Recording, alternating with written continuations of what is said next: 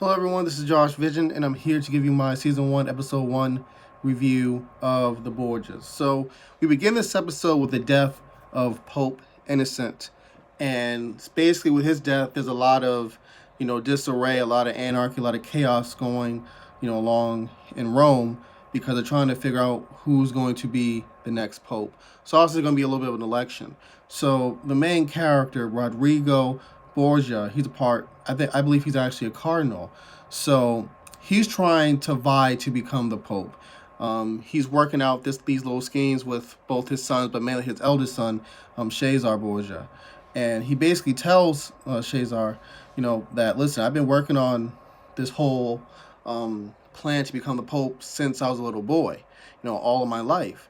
And even though you're my son and your brother, is my son, I won't forgive any of you if this screws up. And he makes it, abundantly clear to Cesar. And Cesar's like, listen, I already got it. I'm going to do what I have to do, to get you elected. So I believe there's a lot of payoffs that are given to certain members of the papacy, cardinals, so on and so forth. I believe one or two of them, I believe Arsini and Rodello, if I believe, their names are, they're totally against Rodrigo. And I believe two reasons, actually. They think he's corrupt and evil, and mainly because he's a Spaniard, I believe. And they believe an Italian should be, elected to the pope, be a pope. There's a scene in the episode in which his son, Rodrigo's son, Juan, and Cesar's younger brother, gets in a fight with two gentlemen in the streets because they call him a Spaniard, and feeling as though, see, he's a Spaniard, he's like a pig, and all that stuff. So they have a little bit of a fight, and Cesar comes and saves him. Another thing that's established in this episode is Cesar and his little sister Lucretia's seems they have this kind of love thing going on, that they're kind of lovers. It's kind of hinted at, through their gestures and the way they were kind of touching each other, but it's not explicitly, stated, that they're lovers. So another thing that's made clear in this episode is the fact that Juan's, Cesar, and Lucretia, and I believe their youngest brother, I forgot his name, they're all the children of Rodrigo, but they're also like the children of his lover. And usually during those times, you would expect, someone of the of the papacy or cardinals to basically have children, within a marriage, but this isn't the case. Rodrigo had all four of his children with basically like his lover, his mistress, essentially.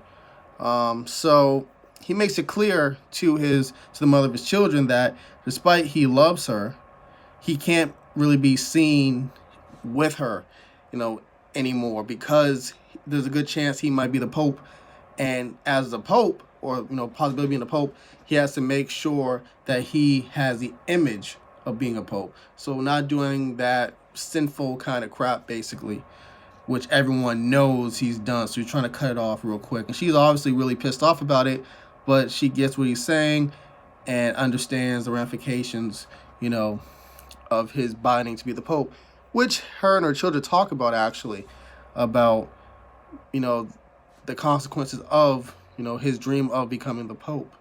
So eventually he is elected the pope, and he has to go through this whole ordeal of them checking to see if he has balls, basically, I guess, to see if he's actually a man, not a transvestite or whatever. So he passes the test with flying colors, and we have this interesting scene in which Cesar speaks to his father, saying he has sins. He committed sins for all the things he did for his father to get elected, bribing people, so on and so forth. And they have this back and forth about Cesar saying, please don't let me be a part of the papacy anymore. You know what my love is. You got your love. You reached your life's goal. I want to reach mine. And I want to be a soldier. I want to be the top soldier, for you, the Pope, and basically be the leader of the papal army. But that reward essentially has been given to his younger brother.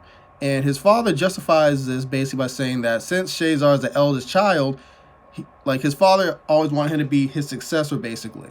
And also another reason behind it is the fact that their army is very small. The Papal army is very small, so there's a good chance he might die possibly during these skirmishes or warfare.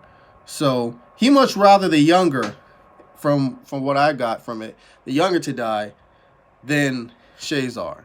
And Shazar is really pissed off about it. Later in the episode, we see Shazar getting kind of made fun of by his younger brother, because his younger brother knows that that's what Shazar wants. He wants to be the leader, of the Papal Army. He wants to be a soldier, and that's what he's good at. And in many ways, at least from this episode, it shows that Shazar is actually a better warrior and overall is more intelligent than his brother.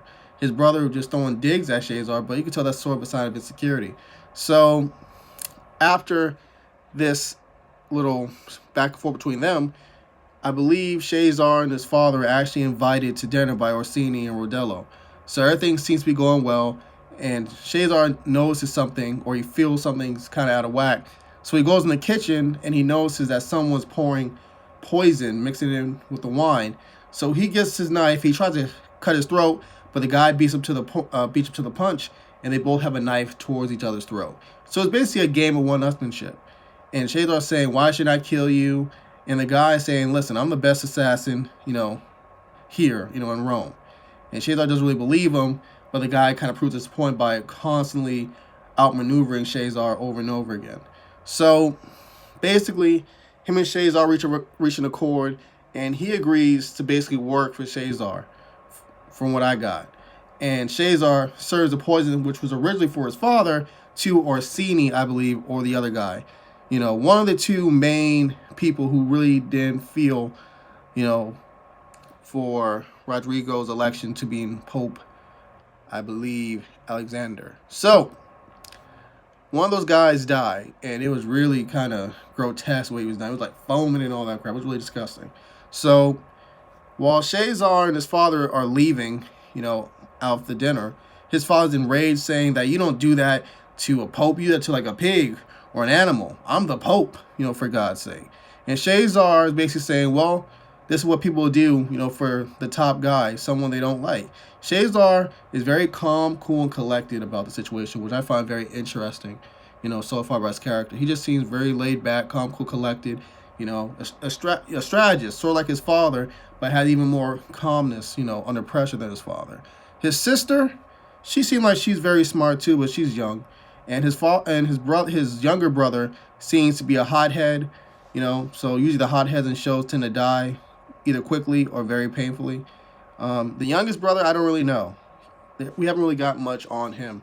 And his mother, she seems to be wise, considering she was able to sort of get where Rodrigo was saying about him having to be the Pope, and as the Pope, he had to really cut himself off, at least physically, from her. But I feel as though she has another card up her sleeve. But that's all I got, you guys, for this episode. I thought this episode was like a 8.5 out of 10. I loved it. What do you guys think? If I missed anything, write some comments down below. Adios.